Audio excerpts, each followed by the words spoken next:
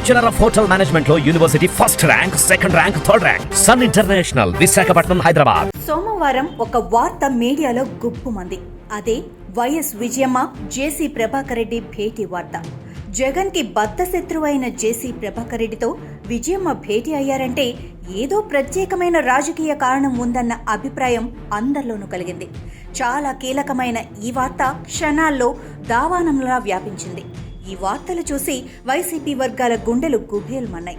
ఎన్నికలు జరిగినప్పుడు జగన్ కి వ్యతిరేకంగా వీడియో మెసేజ్ రాష్ట్ర ప్రజలకు పంపిన విజయమ్మ జగన్ ఓటమికి ఒక కారణంగా నిలిచారు. ఇప్పటికే జగన్ సర్వనాశనం అయిపోయాడు.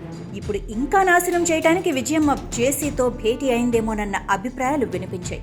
అయితే ఆ తర్వాత జేసీ ప్రభాకర్ రెడ్డి నుంచి వివరణ వెలువడింది. నేను విజయమ్మతో రాజకీయ కారణాలతో భేటీ కాలేదు. నేను హైదరాబాద్లోని ఒక ఆసుపత్రికి వెళ్ళా. అక్కడ విజయమ్మ కూడా ఉన్నారని తెలిసింది. ఆమెతో నేను లాంజ్లో కూర్చొని మాట్లాడాను, అంతే. అంతకంటే ఈ భేటీకి రాజకీయ ప్రాధాన్యం ఏమీ లేదు.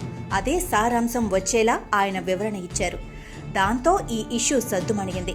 అనవసరంగా ఏవేవో ఊహించుకున్నామే అని మీడియా అనుకుంటే, అనవసరంగా భయపడి చచ్చాం అని వైసీపీ వర్గాలు అనుకున్నాయి.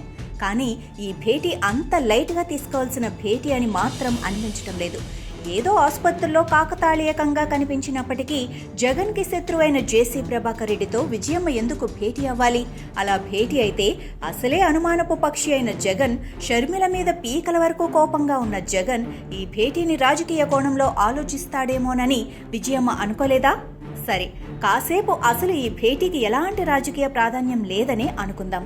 ఆయన నమస్కారం విజయమ్మ గారు అంటే ఈవిడ నమస్తే రెడ్డి గారు అంటే సరిపోతుంది కదా. అక్కడితో ఇష్యూ క్లోజ్ అయ్యేది కదా. మరి వీళ్ళిద్దరి భేటీ ఫోటో తీసిందెవరు? దాన్ని మీడియాకి రిలీజ్ చేసిందెవరు? వాళ్ల ప్రమేయం లేకుండానే, వాళ్ల అనుమతి లేకుండానే ఫోటో తీశారా? కాబట్టి ఈ భేటీలో ఏదో రాజకీయ ప్రాధాన్యం ఉంది. అదేంటో ఇప్పటికిప్పుడే తెలియకపోవచ్చు గాని అతి త్వరలోనే బయటపడే అవకాశాలైతే ఉన్నాయి.